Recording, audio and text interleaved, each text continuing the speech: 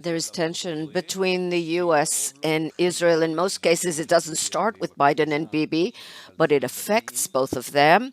What is the source of the tension? The tension arises from the question of what will happen in the future. We're trying to postpone the argument with the Americans as far as possible about the two-state solution. We who grew up here, who experienced October 7th and this war, we know that the idea of the two-state solution is dead. Ben-Gurion once said that there are ideas that we need to kill, bury, and make sure they don't come back to life.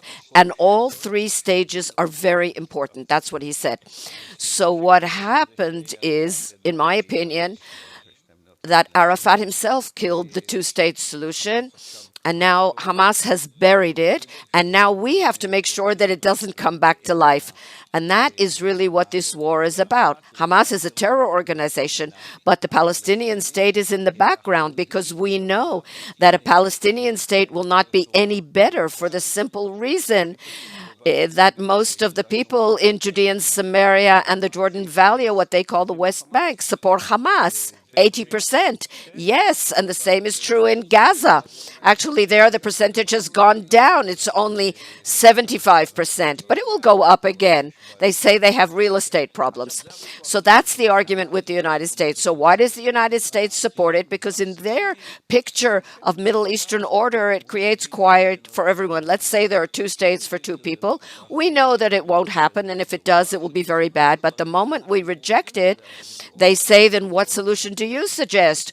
What will Jordan say, and what will Egypt and Saudi Arabia say, and so on?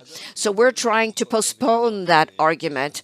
And in the background of that is another very important thing, and that is that the Americans are trying very hard to prevent a regional war.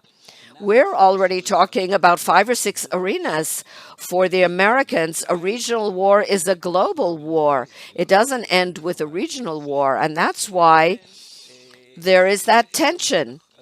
And the Americans are applying pressure for their part because they gave us a huge amount of credit in this war.